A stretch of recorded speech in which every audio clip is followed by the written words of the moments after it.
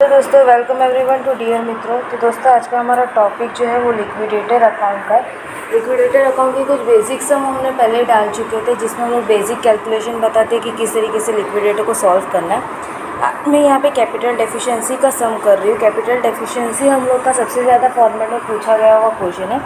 तो इसके लिए मैंने सबसे पहले स्टेटमेंट बनाया है, जिसमें हम लोग का रिसिप्ट ऑफ पेमेंट जैसे हम लोग बनाते वैसे किया है। ओपनिंग बैलेंस डाला, फिर असेट रियलाइज डाला, पेमेंट में secure creditor, liquidator expense, liquidator remuneration, preferential creditor, floating charges, unsecure creditor, preferential, equity share, ये सारी चीज़ें हम लोग ने यहाँ पे डाल दी। ठीक है, तो चलिए चलते क्वेश्चन पे। क्वेश्चन नंबर हम लोग यहाँ पे 34 कर रहे हैं।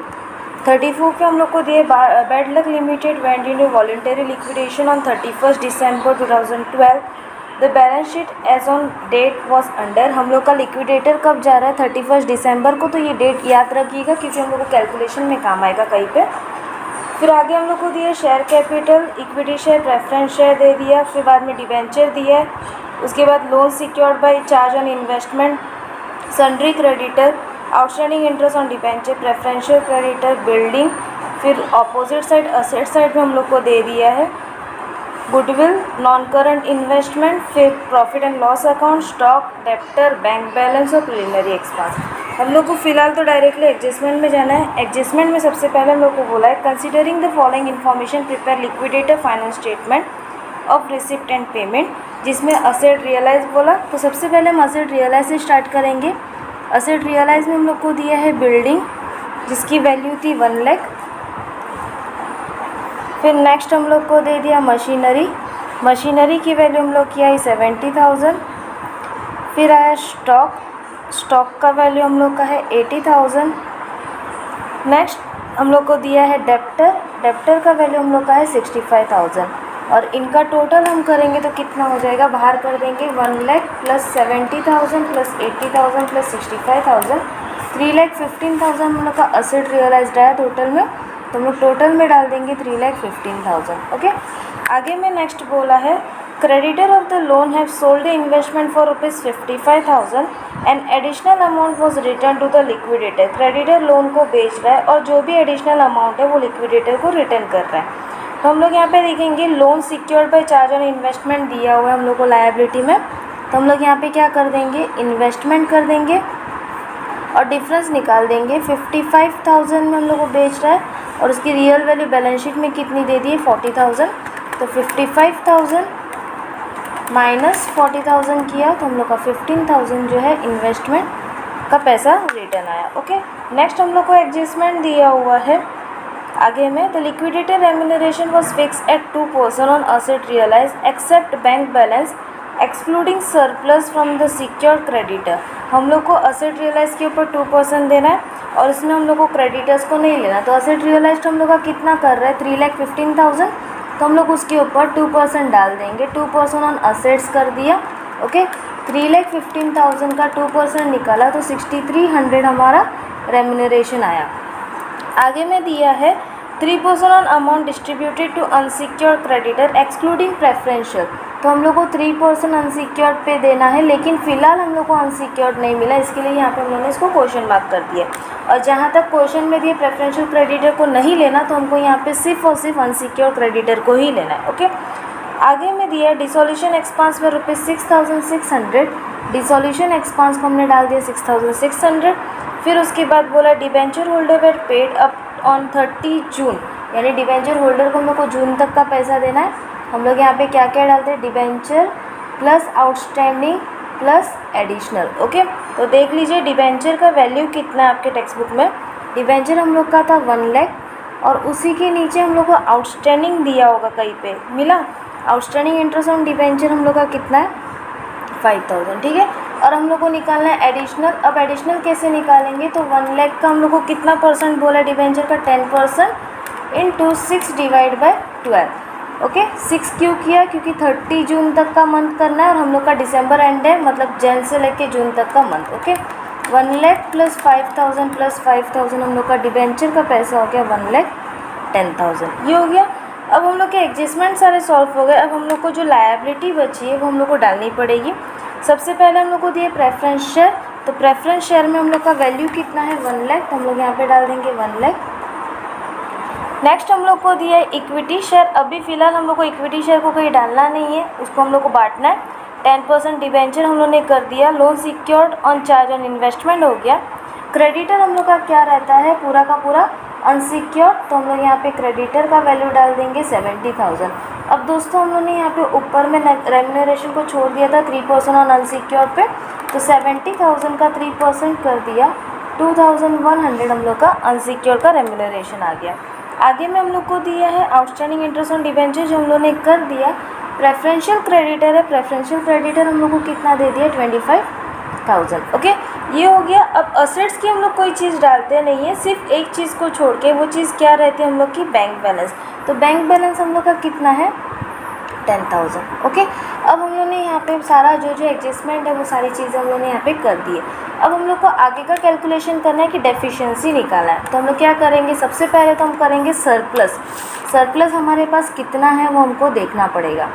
तो सरप्लस के लिए हम लोग का फॉर्मूला क्या रहता है, रिसिप्ट माइनस पेमेंट। ओके, ये हम लोग का फॉर्मूला रहता है। तो हम लोग देख लेते हैं रिसिप्ट का अमाउंट कितना हो रहा है। रिसिप्ट में हम लोग का था 10,000, 3,15,000 एंड 15,000। रिसिप्ट का अमाउंट हम लोग का आया 3,40,000।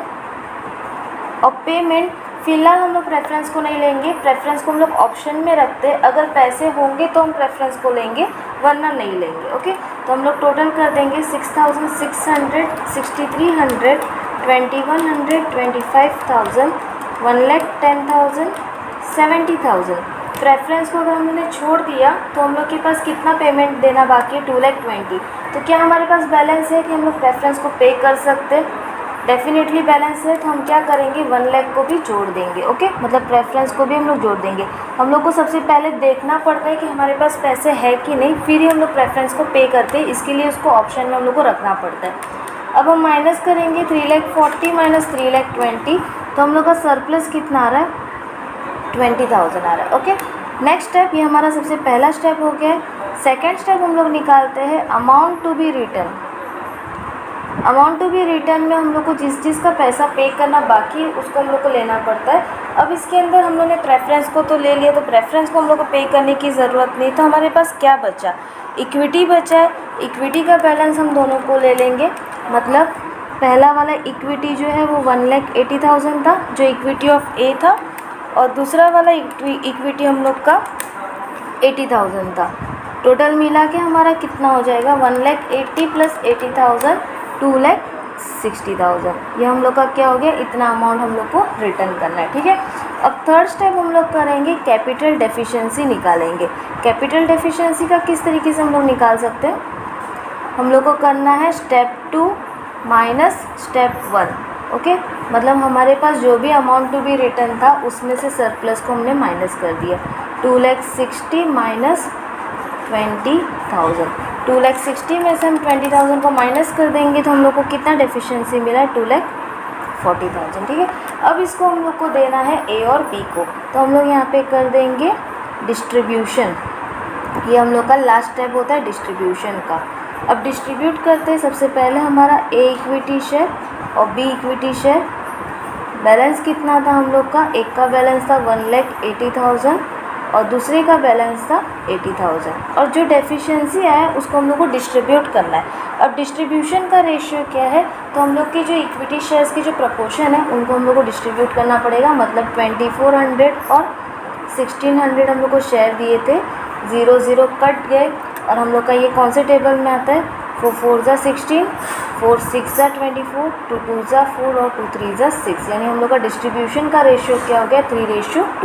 ओके, अब इसको बांट देंगे, कैसे करेंगे, 2,40,000 इंटू 3 डिवाइड बाई 5 और दूसरा करेंगे 2,40,000 इंटू 2 डिवाइड बाई 5। ठीक है, 2,40,000 इंटू 3 डिवाइड बाई 5 किया तो हमारा वैल्यू कितना आया, 1,44,000। 2,40,000 इंटू 2 डिवाइड बाई 5 किया तो हमारा वैल्यू कितना है, 96,000। ये हम लोग को क्या करना है, पे करना है। तो हम लोग यहाँ पे कर देंगे 1,44,000 एंड 96,000। बस इसको माइनस कर दो, 1,80,000 में से 1,44,000 माइनस हो गया तो 36,000 प्लस में है।